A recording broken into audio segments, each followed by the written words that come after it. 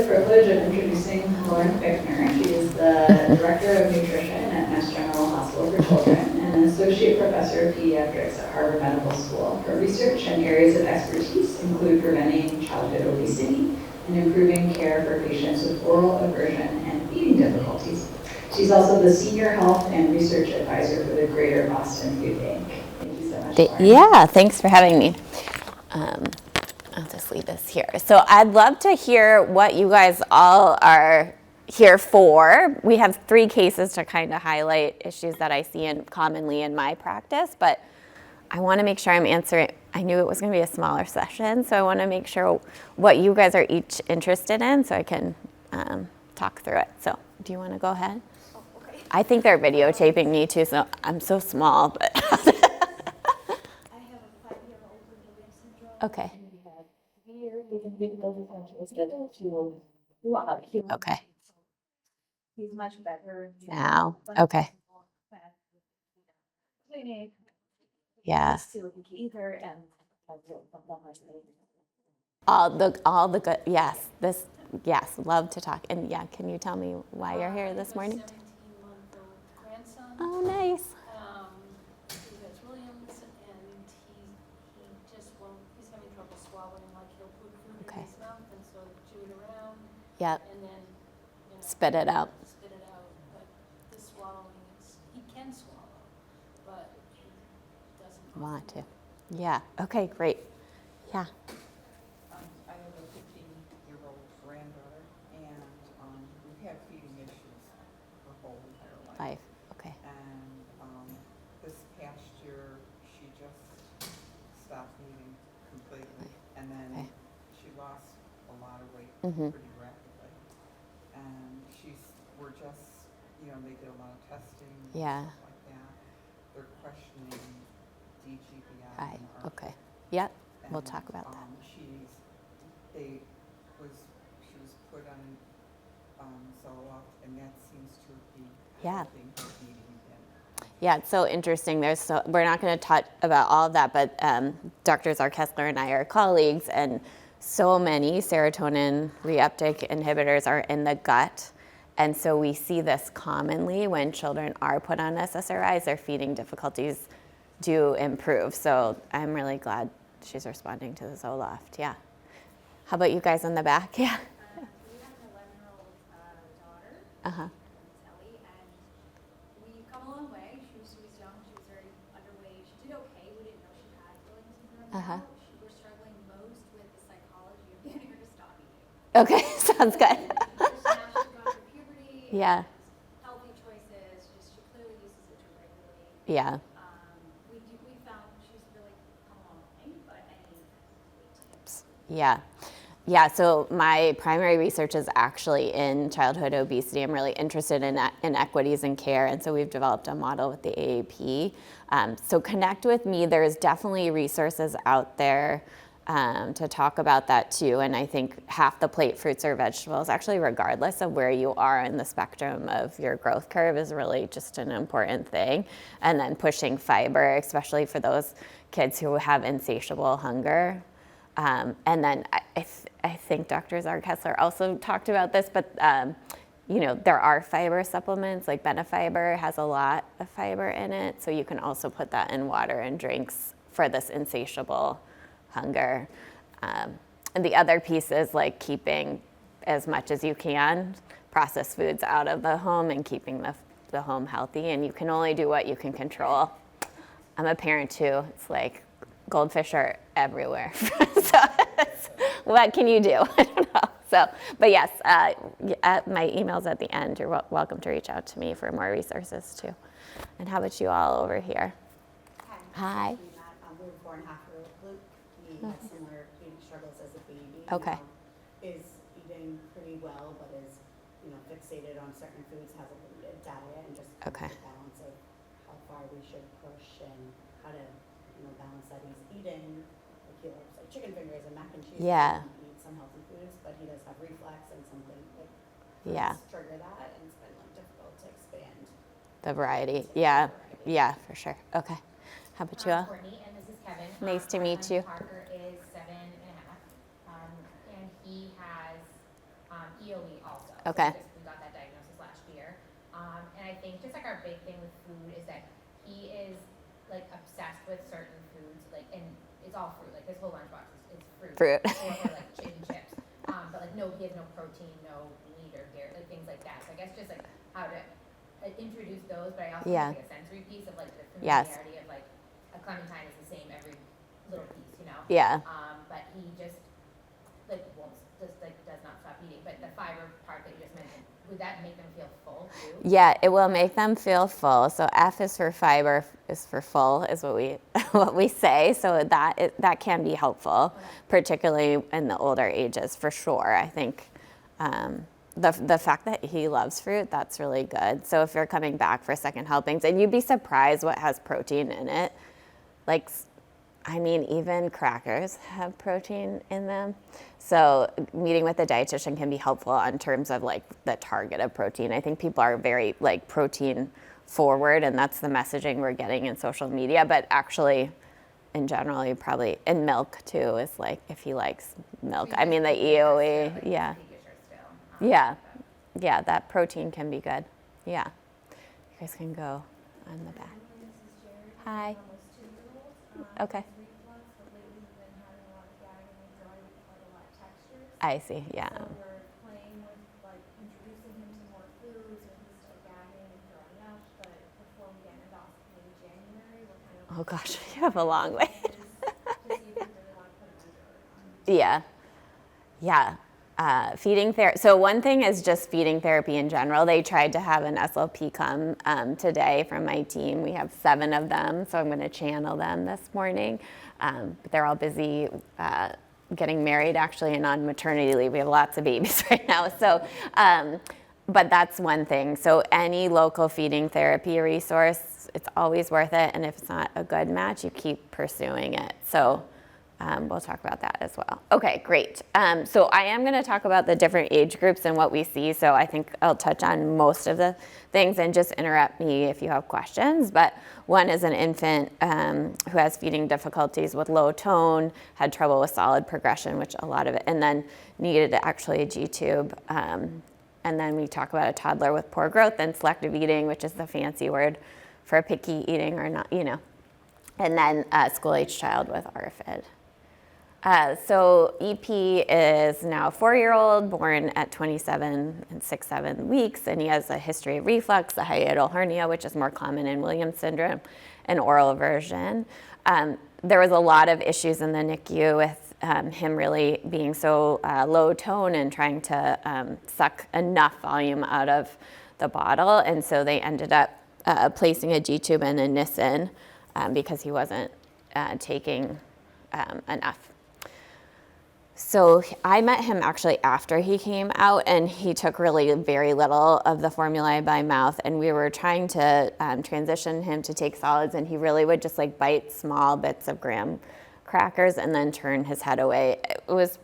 He's probably the most profound patient I took care of at that time, and then he was retching on G-tube and oral feeds, and so we ended up having to even redo his Nissen. So actually, for those of you who have, it doesn't sound like anyone has a G-tube, but this has been a really important thing. So just to share is the movement to blenderized tube feeds, which has significantly improved retching and overall intake. So at the beginning of my practice, like 11 years ago, we weren't really using these, and parents really taught us that this was an important thing, and actually vets were using this before pediatricians were. So they were blenderizing real foods and putting in tubes of animals. And so then we learned from parents that they could do this, and it really has worked well. So for those that are retching and having G-tube feeds, this can be really important. So once we introduce blenderized tube feeds, we actually see an increase in palatability of things by mouth, retching, vomiting, diarrhea, all of those get better. So now he's actually totally off his G-tube and doing great, and having more solid introduction. So 89% of pediatric patients and 66% of adult patients with G-tubes are using blenderized tube feeds, and they are really interested because it's nutriently diverse. There's lots of intolerance to conventional products like vomiting, retching, constipation, and then complete oral aversion, which we tend to see.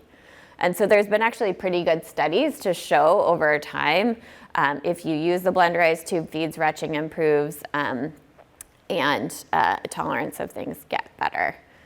And so I think this actually applies to everything, but really trying to find ingredients. And there's actually newer like Pediasure options basically that have whole fruits and vegetables and dietary fiber, which can be helpful. So Complete Pediatric is one example, and Kate Farms is another example that can be really beneficial. If your kids like the taste, I'll just say Pediasure is quite tasty. So that's the issue. So you have to balance that.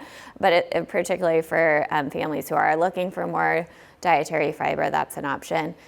Kate Farms also has these new pouches that are full nutrition and are like baby pouches, and they're like a smoothie or a blenderized. And so I think patients with Williams syndrome who are having trouble with solid progression, that's another really good option too, to talk to your pediatrician or a pediatric gastroenterologist about. And then, we know that these improve symptoms of reflux, vomiting, and retching, and improve diarrhea and constipation, which Claire just talked about. So we've been using the blenderized tube feeds for those of you who have a child with a G-tube in 6 months corrected gestational age. You're usually progressing to solids around that time, so we feel like that's pretty reasonable to start putting solids through a tube. And before, with this patient in particular, this mom was an engineer. She could really make a whole Excel, and we could make sure she was getting all the ingredients she needed in his diet. But now we have commercially blenderized tube feeds by 3 different companies. So that can be really helpful. We know that they're whole nutrition. And then a lot of people will push back, oh, the G-tube's not big enough, but we've used it in every G-tube size. Sometimes we'll just mix some purees with formula to see if that can help too. And then I would just say we've had caution with those who are fed post-pylorically in a J-tube, which is an intestinal tube, not a stomach tube, and then those with smaller short guts or ostomies. I think because you need the whole, you need the whole gut to really process these whole nutrition. So I don't know if there's particular questions about this case. Yeah. What exactly is the blenderized tube feed? Yeah. So they actually take real foods and they blenderize them, and instead of like Pediasure, which is primarily milk-based, they have these new options that have like mango, chicken, all of these other ingredients. So Complete Pediatric is one brand. They're actually all coming under Danone, which is a European brand. And then Nourish is another one. That one's really high fiber, so I tend to like caution people that like, their stools are gonna really change. And then Kate Farms has more of these whole, Kate Farms. Yeah, it was actually an Australian man who survived a plane crash of all things, and then had a child with special needs and felt like her GI symptoms would get better if they were using other things. And so he created a whole line of products called Kate Farms, like his daughter's name is Kate. So those are some really good options. Yeah. And they take it in the bottle or what? Oh. Yeah, so Kate, there are some that you can take by mouth over 1, right? So infant formula is specialized just for under 1, but after 1, there are all these options that can be done by mouth, particularly like Kate Farms, and then Complete Pediatric has more fiber too. So there are lots of things now commercially available beyond Pediasure. Yeah. Yep. Yep. He was really malnourished. Yep. And we recognised that he was having issues like, we think it affected his brain health because he was so malnourished. Yep. Is there a link? And how can we help with that? You mean for prolonged G-tubes or? Well, I don't know, he had his accolades. Yeah, right. But before that, they didn't know what to do. They put him on these tubes. Yep. And now it's still because he's having issues. Cheers. Malnourished. And he's like doing weird things like hiding stuff and I see. chucking stuff away and then malnourishment. Yeah. Yeah. So I think lots of times vitamin deficiencies can cause differences. So one thing is he taking a multivitamin? And then the other thing, is to have a dietitian really evaluate him and figure out where the holes are in his nutrition that could be. So in some cases, there are so many deficiencies a person can have that I don't do like 20 vials of blood work. I just put them on a multivitamin and then lots of those correct. But I think there can be, especially with weight loss, I mean, like B12 and thiamine, those are some of the vitamins to think through. From a long last, and then if you're talking about like G-tubes causing this in the long run or just now with his malnourishment? Yeah, definitely. So yes, so vitamin deficient. I mean, we see a lot of improvement when families do opt for a G-tube when they are so malnourished. We see I'm sure you saw this earlier on. Kids just have more strength and they're, more developmentally getting what they need. Yeah. There have been like advertisements for like on social media for like mostly like for autism families, but like this new powder that is I see this. tasteless and Ella Ola or whatever. Yes, I get these ads too. they Yeah. know like the literature they say like don't take a multivitamin because they can't have like one of The calcium and vitamin D. Yeah. So is that powder like is that something to use? Is there something like that? I think I would look actually at the gummy vitamins of all things because they don't have very much calcium in there. So that's one thing that you could definitely look into. Turns out I looked at I was like, how much better is this vitamin than others? And they're all pretty similar. So you have to look at how much calcium and vitamin D your child's getting in their diet and then try to find one with lower calcium and vitamin D. Yeah. Yeah. And it's kind of too late for my child because he sort of overgrew it, but I Yeah. keep questioning when he was so little and we were constantly praying whether to get the tube or Not to get the tube. I keep thinking, did we do well or should we have the Tube, And yeah. at that time his feeling therapist felt very strongly that we should not and we should work through it. And eventually it Helped. But do you have Yeah. an opinion? Yeah, I think when the child is struggling so much and meal times are so stressful, there is this point where families are exhausted and it's too much work to support their adequate growth and nutrition.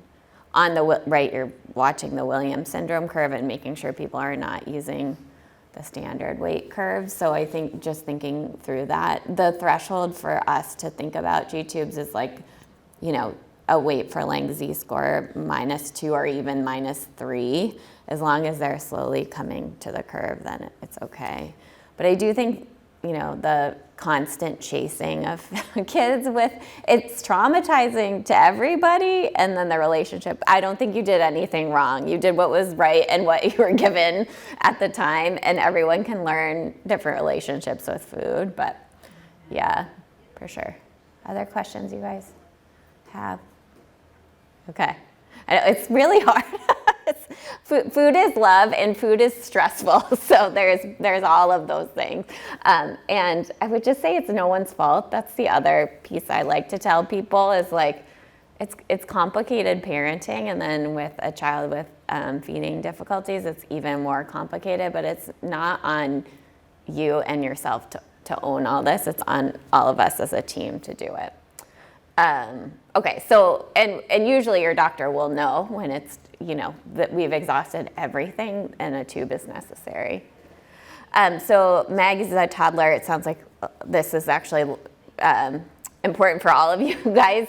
So is a toddler with poor growth and selective eating habits.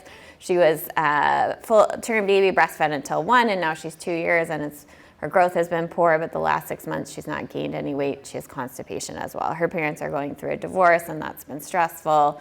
She eats very small amounts of her preferred foods, grilled cheese, french fries, apples, and milk, and mom admits dinner time is a real struggle as she often chases Maggie with crackers during the day to get her to eat. So Dr. Pober wanted me to talk about like what is just selective eating and what's really a feeding disorder. So a lot of us can have specific food preferences and non-preferences which ebb and flow. We all have our favorite ice cream. We all have our, favorite laundry detergent. All these things, those are somewhat normal.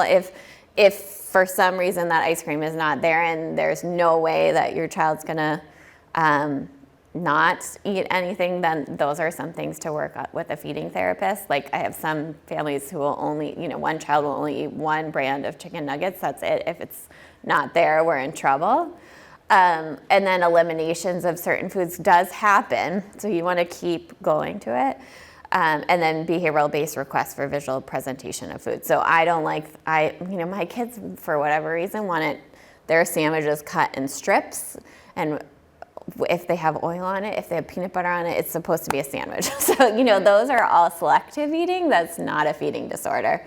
So a feeding disorder is persistent negative responses around eating, including gagging and emesis, and then elimination of entire categories such as protein, for example, like you're only eating. I have some patients who only eat French fries from Burger King, and that's it. And modifications to food presentation.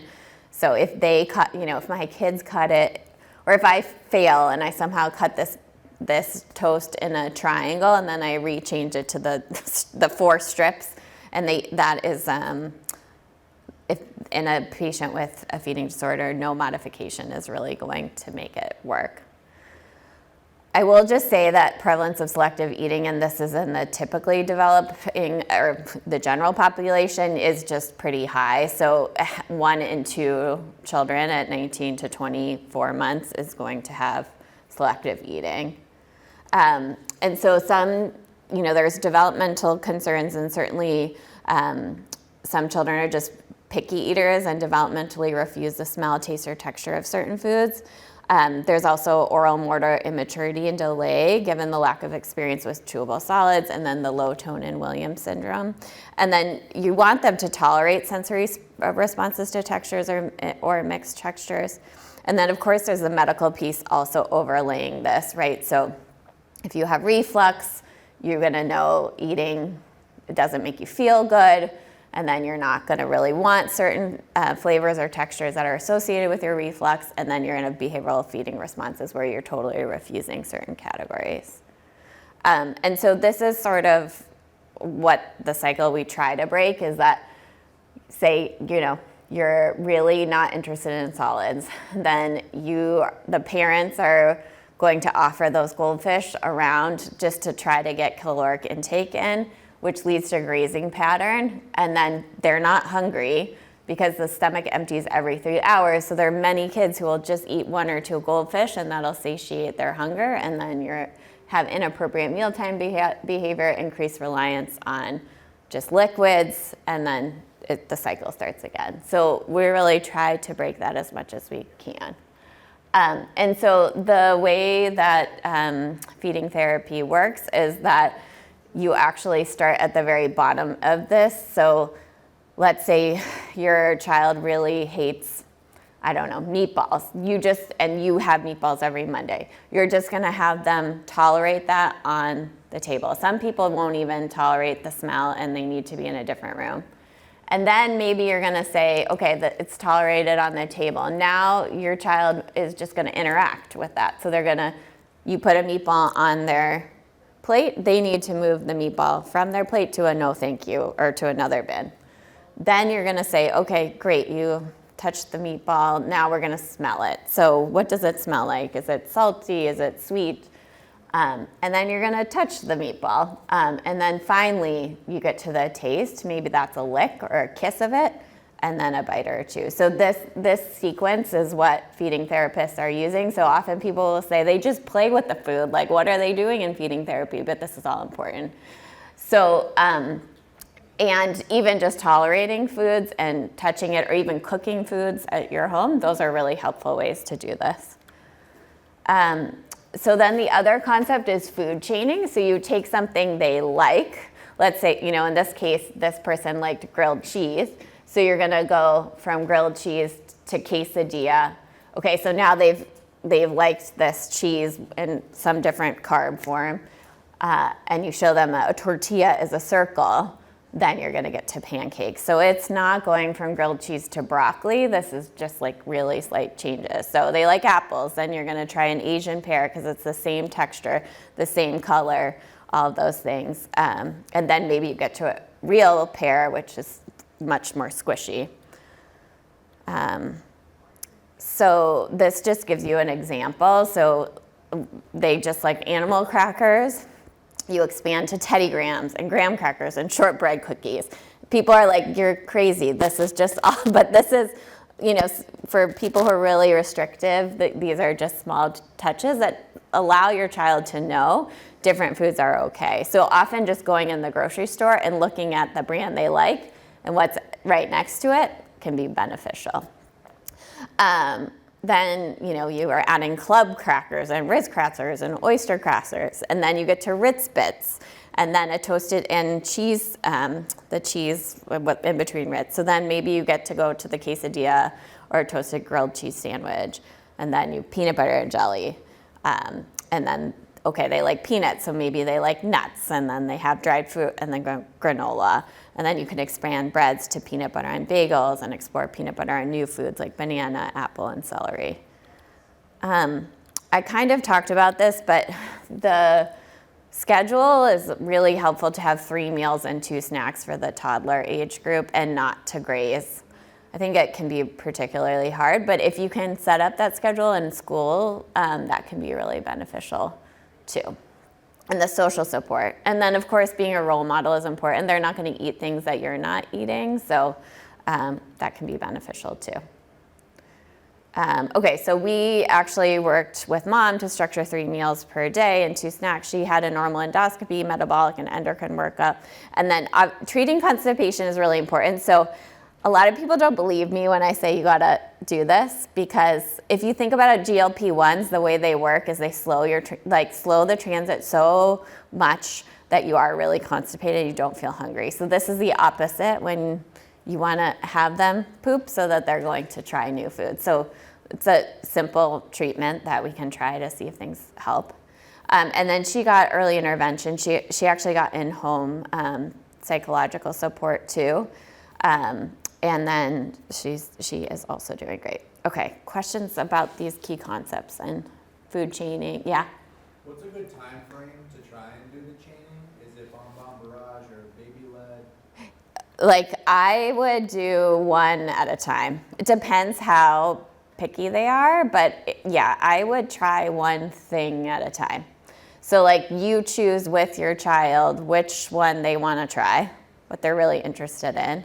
A lot of these are things that impair you from doing social things together. Like, my son has very selective eating, and so pizza was a huge win for us so that we can go out. So first we just did homemade pizza crust, and it was just the crust, and then then he would put oil on it, and then we put red sauce, and then finally we put cheese so that he could now eat pizza anywhere at his birthday parties. But these are small things. So first he's rolling it out and trying it, doing it and interacting and making the pizza dough. So I would just take 1 thing at a time. The other thing I've learned from our psychologist is to rotate your menus and have what they expect each day. So my son would eat plain pasta every day, but then he'll get sick of it. So we do Mondays, is pesto pasta. He pushes the button. He loves to push the button, the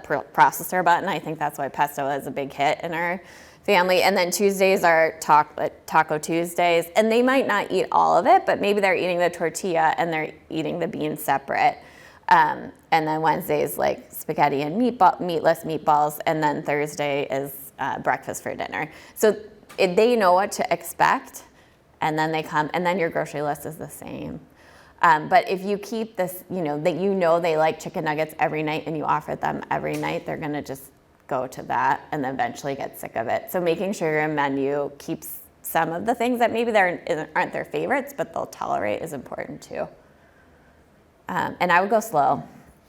If they like we used to do broccoli trees with dinos, and all that play is good too. Other questions? Yeah? So our son, like, they obviously have lunch at school, but like he takes a home lunch. But so they just get him the school lunch and see if there's anything that he'll try. And so they'll That's come out great. and tell us like, oh, he ate pancakes, or oh, he ate strawberries, but like he will not eat them. With like, so then we get so excited, and you know, I ask for the same brand of salad dressing, like, and he doesn't eat them with us. So like, how do you, I guess, bridge like Those them eating pieces. the same things everywhere? Yeah, so that feeding therapy, if you can, doing it virtually can be helpful because it's somebody else telling them to eat that pancake that they ate at school at home. That can be one really good option.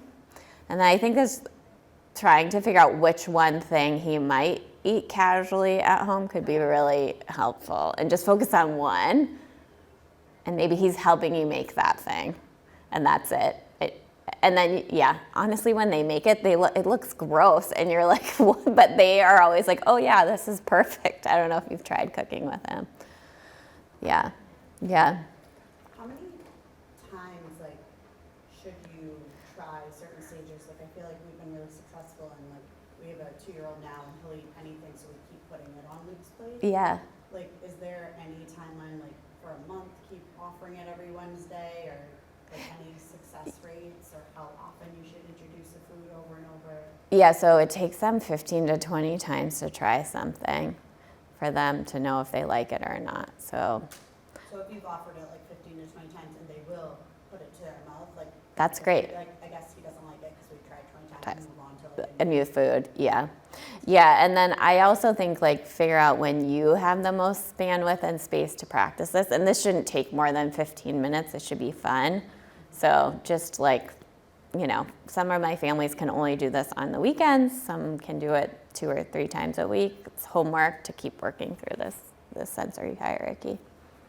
Yeah. Second, are there any clinics here at Mass General that like offer like coming in on a weekend and like doing the food like exploratory? Yeah, we don't do it on the weekends. I wish we had funding for that, but we do have, so I run a whole, you'll see the list, but yes, we do that. The other great thing in Massachusetts is there's now in-home feeding therapists called Coral Care, and you can go online and they take most major insurances and they will bring feeding therapists to your home. So these are per diem people who work for other places, and they've been incredible if you get lined up with the right person. So that's really exciting. Under 5 early intervention, some agencies have, it's coral, like coral reef, CORAL. And then, yeah, so, and then we provide feeding therapy too, by speech and language, OT, and psychology. Coral under 5, or what was the one? The coral, so under 5 early intervention should, or sorry, under 3 early intervention should come to your house. Yeah. So you can, and then it stops. And then it sounds like your school is actually doing a good job of like being engaged in feeding, but in Massachusetts anyways, those are not required under 504 plans, although you should have them in there and you should try. So SLP and OT in schools can help, but not all of them are super motivated to do that. So then Coral Care over 3 can be helpful. And if you're having a lot of trouble, you can have both early intervention and an external feeding therapist. Also, all the Spalding groups in like Spalding Rehabilitation, there's 4 pediatric sites, and we do feeding therapy with those programs too, with SLP and OT. I think it's always help. Like I think everyone probably, all kids deserve feeding therapy. So, yeah. Did you say the schools are required? They are not required. So they really don't have to do much in terms of food. They have to prevent your child from choking, and that's essentially it. So Like help intake food, but none of not even that. They don't really even have to. You can ask for them to go. You know, some of our patients will not eat for an entire day, so we'll write a letter to have them go to school nurse and have a Pediasure because they're too embarrassed to be in front of their peers or whatever issue is happening. But that's pretty much what we can get. The fact that your school is like, here, we're trying new things and we're offering new things and this is what's working, that's awesome. So I think you can see what's available and what they'll work with, and you can ask for it. Oftentimes we'll ask for a one-on-one for certain families with significant feeding issues for choking prevention. That's what we kind of got ours, is more of like the distractibility in the cafeteria with like 100 fifth graders and 100 kindergartners, and just like the making sure that he's eating and Yeah. safety. Yeah, so you have to word it in a way that, but it is, I would say it's hard for staffing to do that, and so they have not focused on that, at least in Massachusetts. Okay, and then we'll talk about ARFID next. So Jay is a 5-year-old. He lives with his mother, father. Father works a lot. Jay's eating naan, rice, and vegetable curries, but eats low volumes slowly and becomes distracted easily during meal times. After taking several bites, he states he's full and leaves the table. During meal times, Jay's mother keeps repeated prompts to continue eating and often hand feeds him bites of food. She also attempts to feed him while he's distracted in front of watching the TV. He's been growing on the lower percentiles of the Williams syndrome growth curve, but until his recent weight loss. And so when do we utilize psychological interventions? And I think when kids are a bit older, there is anxiety I don't know that we necessarily know what precedes each, like does reflux in infancy, poor oral version then lead to ARFID? It's possible. So ARFID is really the anxiety that the kids have now when they're trying new foods. And so I think in those situations, feeding therapy with a psychologist using cognitive behavioral therapy can be really helpful, because essentially they're seeing this new food and they have a huge anxiety response for whatever reason, and so we can dampen it down. They're still using that high sensory hierarchy and exposure therapy, but we want their anxiety about trying new foods to come down. There are other eating disorders which are not the same, which are anorexia nervosa, bulimia, and binge eating disorders. And those are, you're really having more body shape issues and internalization of what your body looks like. And those are treated differently with eating disorders program, child psychiatry, and community providers. So ARFID is more common in males, and it's becoming a more common diagnosis. It's pretty rare, but we are seeing it more and more often. And the presenting complaint often is poor weight gain, growth, low weight, and poor appetite. And then there's often associated medical diagnoses such as reflux, sensory and motor feeding disorders, and constipation. Which I think probably if you continue to progress on a feeding disorder line, this can happen because there's just so much stress about this. And so there are a lot of kids who are actually fearful of choking. There are lots of kids who are fearful of vomiting. And so we use a lot of cognitive strategies to reduce that fear about it. But it is really common. You'll be surprised when we talk to a 6-year-old how that is usually why they don't want to try new foods, is because they're actually afraid of vomiting. That's very common for us to see. And then they have aversion to food textures or flavors. And so we use the sensory-based exposure hierarchy that I showed with our feeding psychologists. And then, there's a lot of behavioral aversion. And so we have to really coach parents and also the kids on how to do that. And so it's a 3-component model, and we're trying to figure out their emotions around the fear of trying a new food. And then reward charts really work quite well. So we've used, for my son, we use Pokemon cards, right?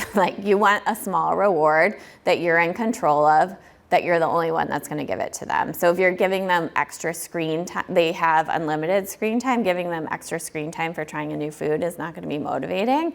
But if you do limit screen time and they get 5 minutes for each new food they try, that can be really motivating.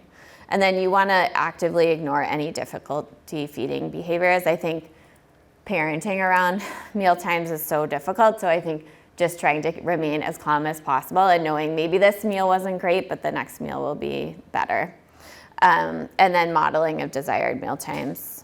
And then, there are parents and close friends that, my son's best friend is very motivating to him, and his friends at camp to try new foods. And so that's when you can utilize those folks to try try new foods and ask what they're doing. And then food chaining we talked about. And then of course nutritional counseling is really important. So just like we talked about, celiac disease is much more common in Williams syndrome. And actually this patient ended up having celiac disease as well. So we had to do a gluten-free diet with our dietitian. Yeah. Are there some signs of celiac disease? They've been mentioning it. Yeah. So poor weight gain is one thing under, in the younger ages is one thing. And then I think, abdominal pain too. But it sounds like what the recommendations are is to screen for it no matter what in the Williams syndrome patients. So, yeah. But good questions. This talks about just what is a pediatric feeding disorder. So impaired oral intake that's not age appropriate and it's associated with medical, nutritional, or feeding skill or social, social dysfunction is a big thing. We heard a lot of, when we did qualitative work with families, what we heard is that they were not going on play dates and they were not going to social events. So I think that's the biggest thing because, food is so social. And so our goal has really been to make feeding enjoyable for children and their families. And you should look for a multidisciplinary team. That's what works best in treating these disorders. So this is what our team looks like. We actually meet with them all at the same time, so they don't have to repeat the story often. And we meet with them for 45 minutes and then come up with a therapy plan for them moving forward. And there's a diversity of folks we treat. And so you can just see like the big team that we have. So that's what you're looking for in a program. And I mentioned this, so early intervention for under 3. Feeding Matters is a national network and actually they have a really great parent support group. So I would definitely look on that website. And then the Williams Syndrome Support Network also has feeding support. And just to say that 1 in 4 in the general population struggle with feeding problems, and 6 out of 10 kids with Williams syndrome are struggling with feeding difficulties. And there's my email. But what other questions do you all have that I didn't answer? Yeah. Maybe like weight loss, like if you want them to lose weight. If you want to lose weight, yeah. Because I feel like he's so active, but it doesn't matter. Yeah. So I definitely think that fiber is really incredibly important. And then what we know is that also trying to keep as much food that, whenever I eat 1 chip, I want to eat 20 chips. So just trying to keep those things are really important too. And keeping him active too, So, I think it's all a balance. And I think, the fiber I think will be the most beneficial, but there's a lot more out there now too in specialized programs as well. Yeah, and sleep. That's the other thing. Good sleep. Yeah, snore. I think a lot of times people miss snoring too. That's another piece of it. And then, mindless eating. That's another, being really mindful, like how does that make you feel? Where is your tank full too? Those are some things to talk through as well. Yeah. Yeah. So my child, right? Yes. He's better now. There is a variety of foods that he eats. Eats, He's yep. still at the stage where it should be served yogurt from Trader Joe or it should Yep. be served prepared. So, but he eats. Right? Yep. So we radiate computing therapy. Yep. Would you recommend still doing that? I think if you feel like your psychosocial needs are met and his nutrition, he has protein, he has grains, he has fruits and vegetables, then I think it's okay to let him just, because he's older. You told me he's 5. Oh yeah. He's going to go to school and then keep expanding. So I think that's good. And if you find there's more anxiety related, then I think you can go do that. So he still would throw up from certain things. He will still throw up. With another 2 because Yeah. I think if it's happening enough and it's a struggle enough, then actually that cognitive behavioral therapy he'll probably be old enough around 6-ish. Yeah, then I think that can be a good time to re-engage too. Yeah, if it continues. Yeah. Yes. Is there anything to help with the swallowing when they're really little? Yeah, so I think continuing to really, and you guys may be even more the experts, is continuing to use dissolvable solids. So like long stick shapes can be really helpful too, that dissolve, and then bringing them to their motor muscles and chewing. Because tell me a little bit more about the swallowing. It just seems that he's having trouble. Oh, yeah, and he spits it out, that's right, yeah. Yeah, so small bites, and then taking a mirror and showing him, do you still have stuff in your mouth or not, can be really helpful. So rewarding him when he's like fully swallowed what's in his mouth and not pocketing. The other thing is a lot of times kids just overstuff, and so just giving them small amounts, and then once they finish it, putting a little bit more on his plate. But what did you say, putting it on? The molar surfaces are where they chew. So that's the other thing, is learning to chew and then putting, long stick shapes on those molar surfaces. They don't need teeth to chew, and just putting it there and modeling that. This is how, because there are lots of kids who just swallow things completely whole too, like a full ravioli, etc. So yeah. Okay. Other questions, you guys? I'm happy to stick around too. Thank you so much for coming. Yeah.